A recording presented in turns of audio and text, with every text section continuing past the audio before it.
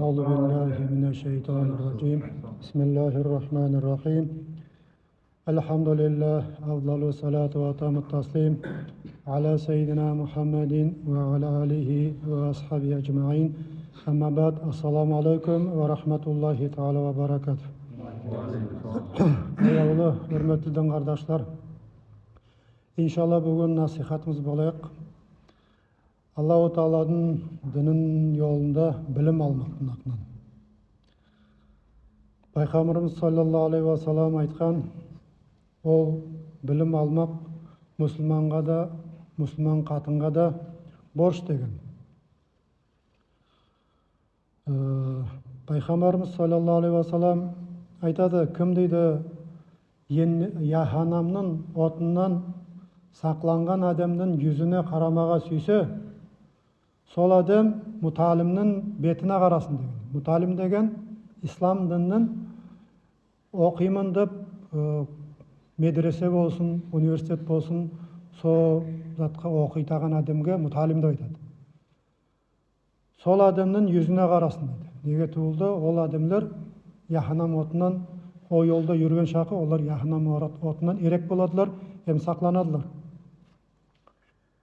Пайғамбарымыз саллаллаху алейхи ва саллям сол хадистің ызында айтады: "Айнал малаика ла тазал ажнихата ли талабил айни ридан бима яснау."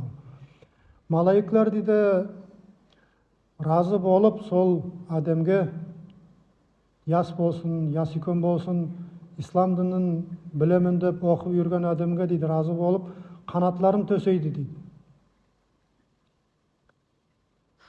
Ол адам оқып алим болып шықса, ер жүзіндегі, деңгіздегі яны бар затлар бәрі де тілейділер, Аллахым күнәлерін кешір соның. Сол алим адам үшін күнәлерін кешір деп ердегі көктегі бар затты тілейділер. Әлі біз қателікпен біреуді ұрып қойсақ, яда біреуді айыплы қалып қалса, біз оға тілекке барамыз. Тілекке барған заманда сол тұқымның ішінде еңді сыйлы адамдың, авторитеті бар, сөзі үйретеген адамды соға барып біріншілей соның алдына алып, алдыға салып, сонымен барамыз. Не үшін? Сол бізді кешіршін үшін сол адамды алып барамыз. Қараңыз ендігі Аллаху Таала өзінің алим адамларын ердегі Аллаху Тааладан тілейді, ердегі, деңіздегі бәр януарлар бәрді тілейді. Соны кешірді. Оның үлкен зат бар ма, қардашлар?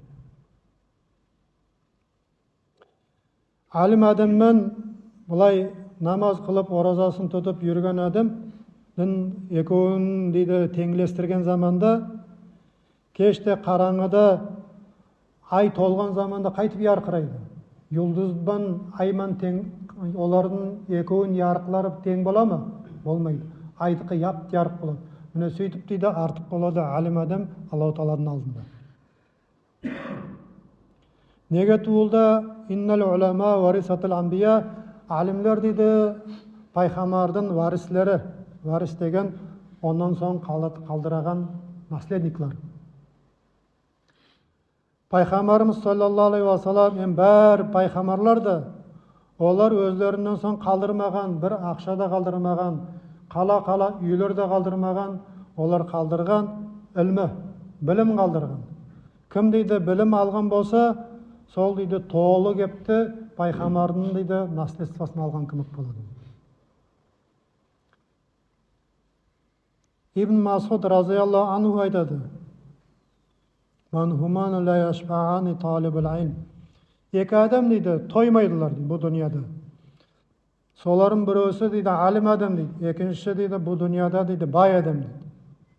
Бай адам не шағы дейді бизнесі айланып тұрған шақы ақшады енайды тоймайды.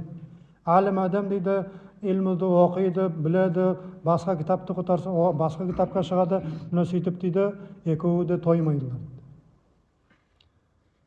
Олардың тоймақлығы да, олардың бір-бірісіне теңелестірген заманда Алланың алдында алим адамның артық болады сыйы.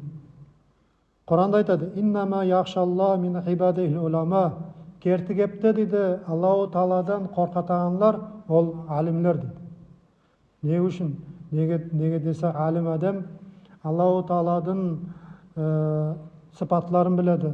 Аллаху Тағала кім екенін таниды. Пайғамбар не үшін келгенін біледі. Жәннетті, яханамды ол кітаптан қарап сыпатлап оқыған, білген, қамырдың азабын біледі. Сол үшін ол алим адам басқалардан артық қорқады. Аміне бай адам дейді, Құранда айтады: «Калла иннал инсан ла ятға ар-раа устағна». Ол дейді, шушы дүниядың дейді, сыпайылығын, зейнетін көрген шақы дейді, ол адасады. Шушы дүнияға йотылады. Ялған дүнияды сол үшін айтылады. Алданып қалады шу дүнияға.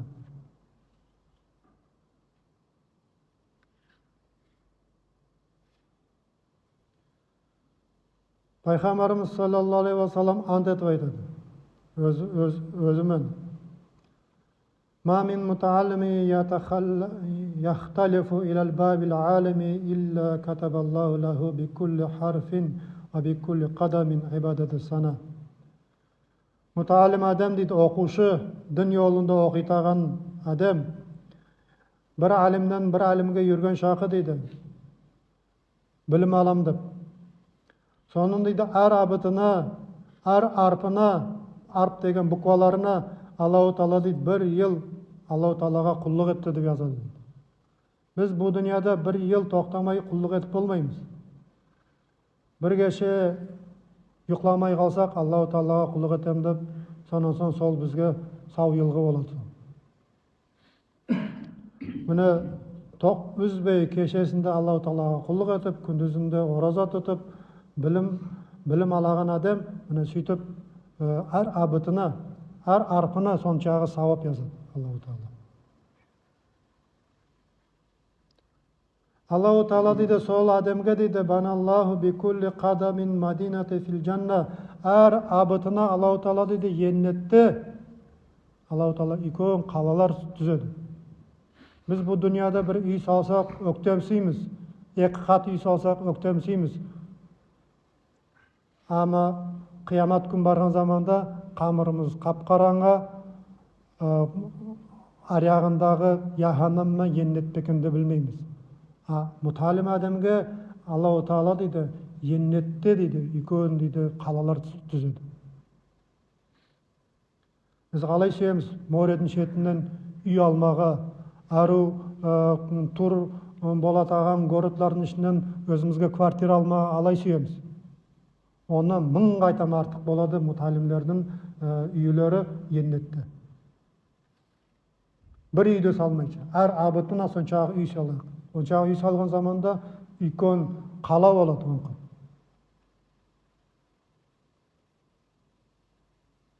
Ол жүрген шақы ер yüzінде сол оқитаған, дін жолында оқитаған адам жүрген шақы дейді, ер дейді, оның тілеп тұрады дейді. Кешір Аллах соны дейді. Ол ұйықлаған заманда, тұрған заманда дейді, ол кешіріліп тұрады дейді. Ұйқысынан. Малайкалар айтады: «Ва яшхаду лахул малайкат ва яқулуна хаулай утақа минан нар». Малайкалар шahid боладылар дейді. Шahid деген свидетельство етеді. Міне шушы адам Аллаху Тағала яханам отынан сақлаған адам деп сөйтіп айтадылар дейді.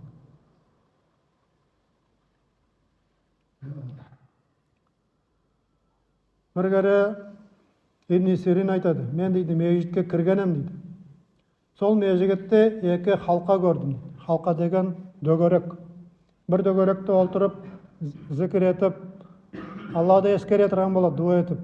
Екінші халқасында ілмі оқи тұрған болады. Білім ала, біреусі білім беретір, басқалар білім алатыр. Сонымен мен дейді екеуінің ортасында 2 ракат намаз қылдым дейді, қылып боласын дуа ете тұрып, қайсына қосылайым, қайсына кірейім деп сөйтіп ойлай, өзім мешіттен қайт шығып кеткен білмей қалдым дейді.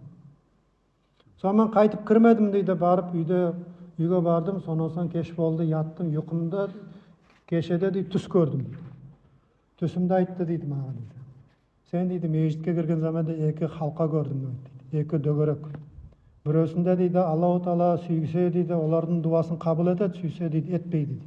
Ол зікір ете тұрған.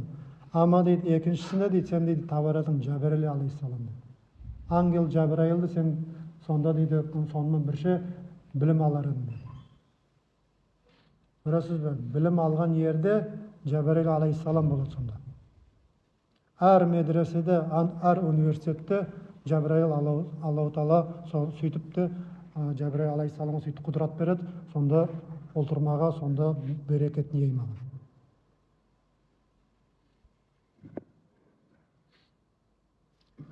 Сөйтіп пайғамбар саллаллаху алейхи ва саллям мына шу Ибн Сирин деп алып мешітке кірген заманда сөйтіп екі дөңгелекті көреді. Біреусі сөйтіп зікір ете тұрған болады, екіншісі ilmi оқи тұрған болады. Бұл айтады, міне дейді ilmi алатаған дейді дөңгелек дейді, онымен мен дейді шушы дүнияға мен жіберілгенмін дейді. Білімді яймаға, білім бермеге деп жіберілгенмін дейді. Дейді менім дейді иннамал буайсту муаллиман, мен неге десе дейді сол үшін дейді мен дейді білімді яймау үшін келгеннен соң дейді шушы дейді дөңгелек дейді сыйлы дейді бәрсінен дейді. Мен сонда барып олтырамын деп, бәрсінен де сыйлы деп сөйтіп пайғамбар саллаллаху алейхи ва саллям сонда барып олтырған.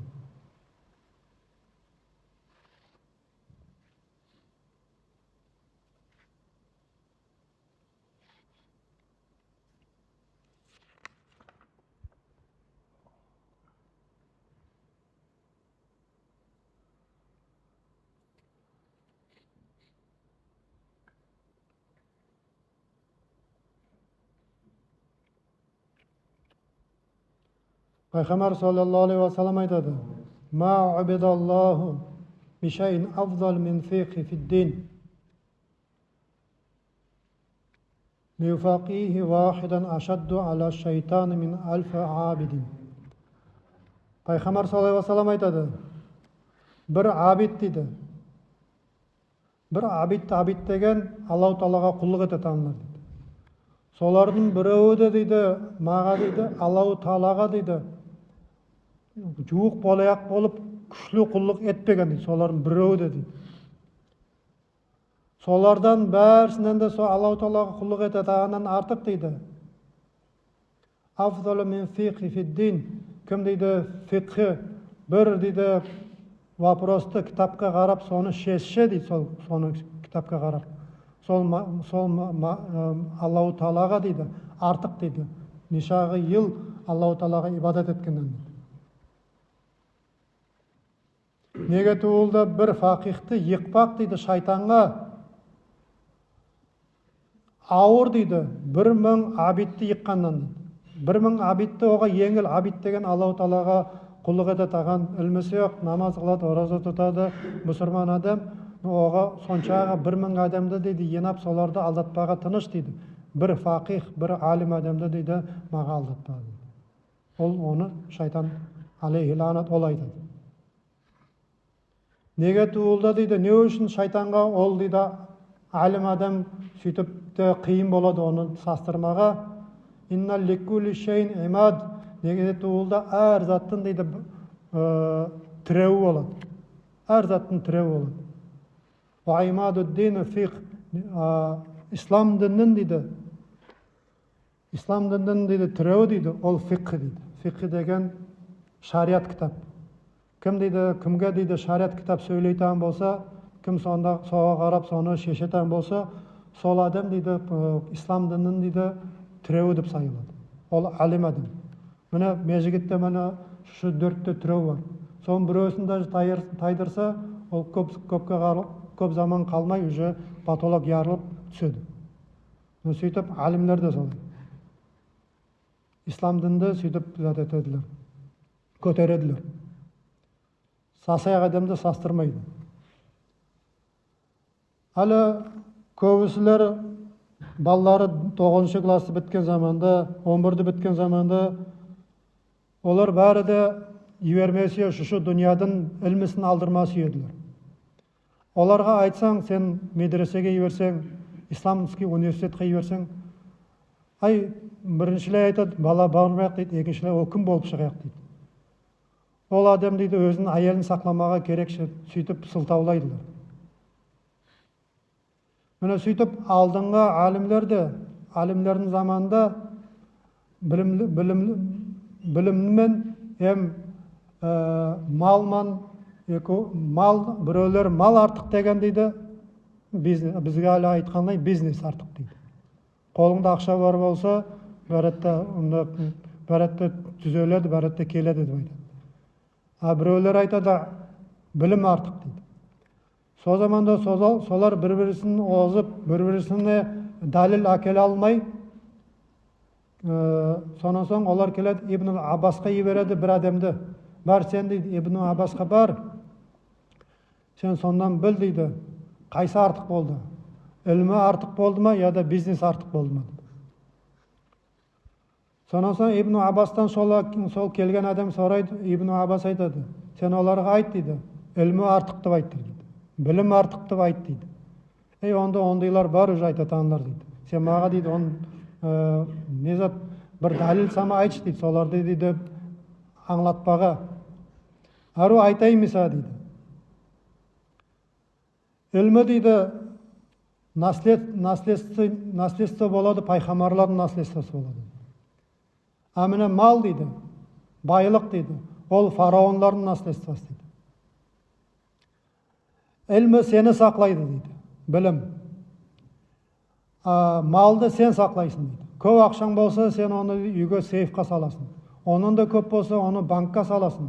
Оны үйкен охраналар аласың. Міне сөйтіп, үйкен қаралап, үйкен оны қараулап, қорқып, біреу келіп қояды екен деп сөйтіп тұрасың дейді.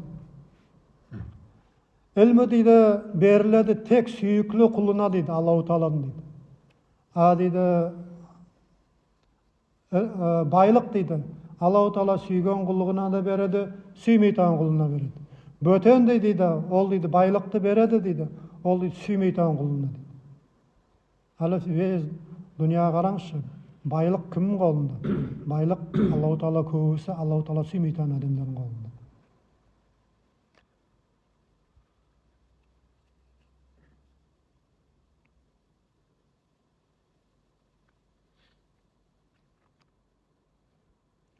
Дейді, олар екеуі өлген заманда дейді, бай адам өлсе дейді, қайдан алдың, қайда жібердің? Алалдан таптың ма, алалға жібердің ма? Арамдан таптың ма, арамға жібердің ма? Солай сорау болайық, сондай сорауға тұтылайық. Алим адамның дейді, ол дейді, бикулли хадисин даражатын фил жанна. Ар айтқан хабары үшін, ар айтқан хадисі үшін дейді, ол дейді, женнетте дәрежелерге көтеріледі дейді. Степенге көтеріледі.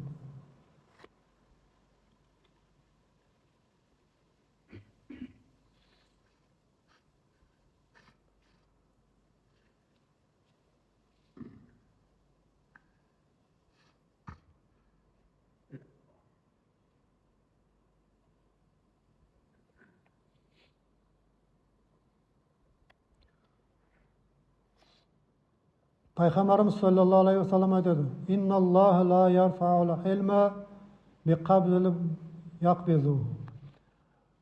Ilmuды дейді, білімді, Аллаху Тағала кімде білім бар, екінші күн ол дейді, білімсіз болып қалмайды дейді, тупой болып қалмайды дейді. Білімді Аллаху Тағала алады дейді. Сол кімде білім бар болса, сол дейді ажал етіп сол өлсе дейді, сол білім кетеді дейді.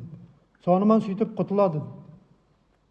Сол үшін дейді, сіз дейді бүгінлерде дейді, өзіңіздің балаларыңызды, жиендеріңізді, кімді сіз дейді айтып боласыз, соларға дейді ілмі алдырма керек. Біріншілей ілмі.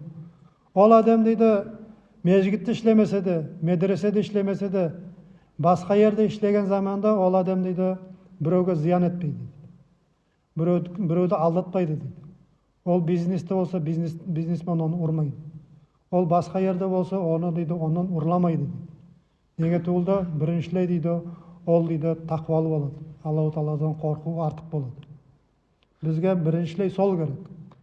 Бізге ақша қазану керек туыл. Бізге біріншілей Аллаху Тағаладан қорқу керек. Құранда айтшы,